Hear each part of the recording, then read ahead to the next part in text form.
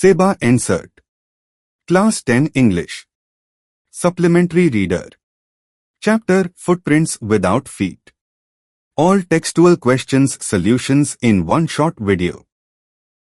1. How did the invisible man first become visible? Answer. After wandering in the cold streets of London as an invisible man, Griffin needed clothes to cover himself. He entered a theatrical company's costume shop and stole a variety of items such as wigs, a false nose, whiskers, dark glasses, and a wide-brimmed hat. He also put on heavy clothes to hide his transparent body. When he wore all these articles, a fake nose, whiskers, spectacles, a wig, and overcoat, his appearance became that of a normal human being. These visible items covered his invisible body and made him look like an ordinary man. Thus, Griffin first became visible not by reversing the experiment, but by disguising himself with clothes and makeup items that could be seen by others. 2. Why was he wandering the streets? Answer. Griffin was wandering the streets because he had no home, no money, and no clothes after becoming invisible. He had left his lodgings in London after setting his landlord's house on fire. To remain unseen, he had to stay completely naked, and this made it impossible for him to live normally or stay indoors. The cold winter weather forced him to keep moving in search of warmth and safety. Since he could not appear in public without clothes, he had no choice but to roam the streets like a homeless person.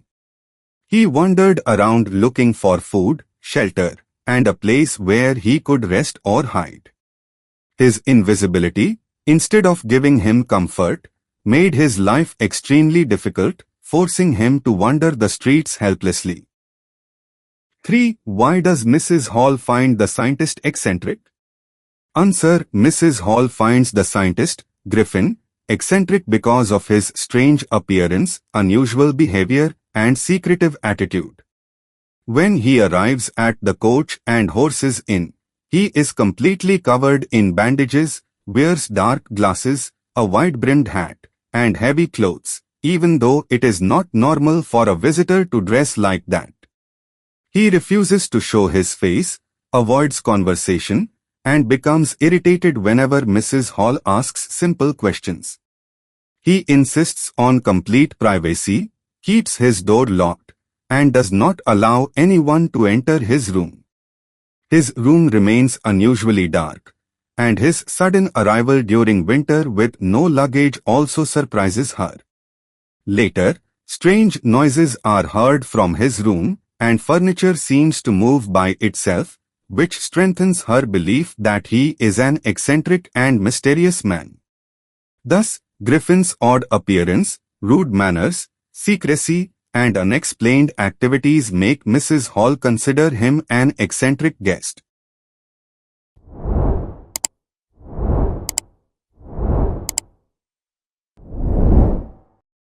4. What curious episode occurs in the study? Answer. The curious episode in the study takes place when the clergyman and his wife hear some noises early in the morning.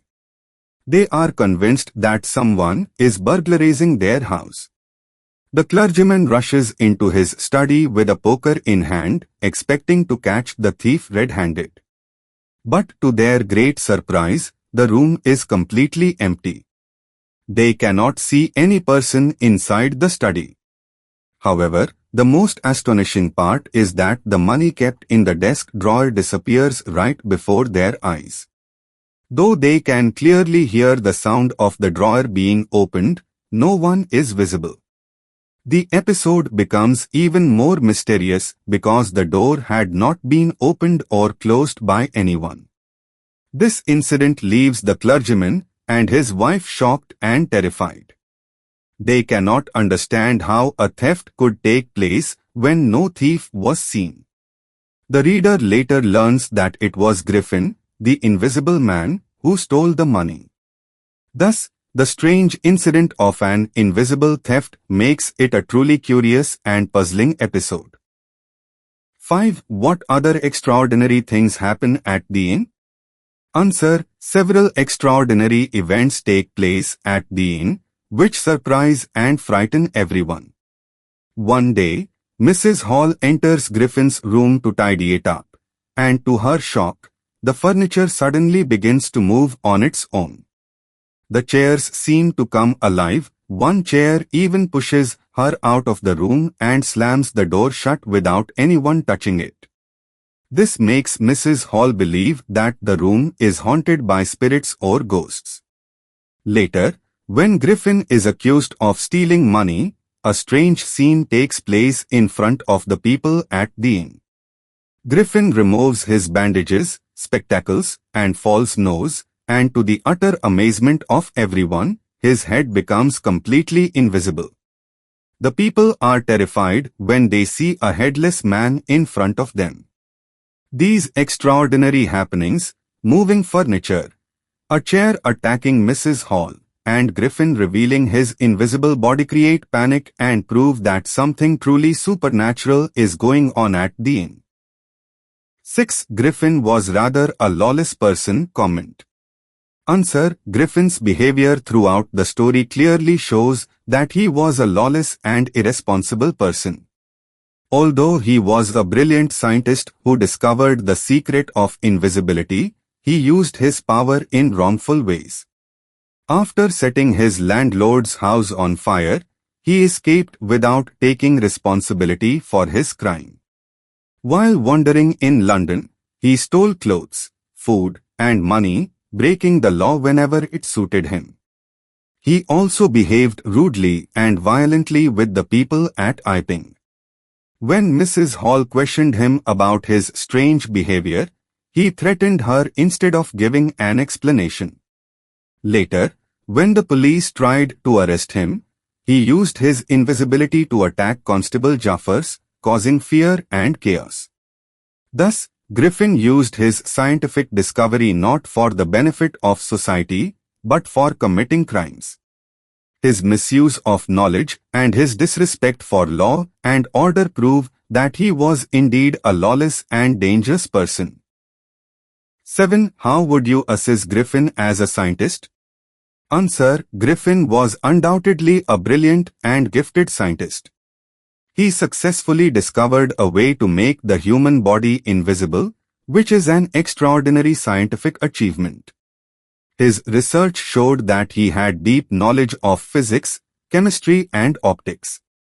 This proves his intelligence, creativity, and scientific skill. However, Griffin lacked moral values and responsibility. Instead of using his discovery for the good of mankind, he used it for selfish and criminal purposes.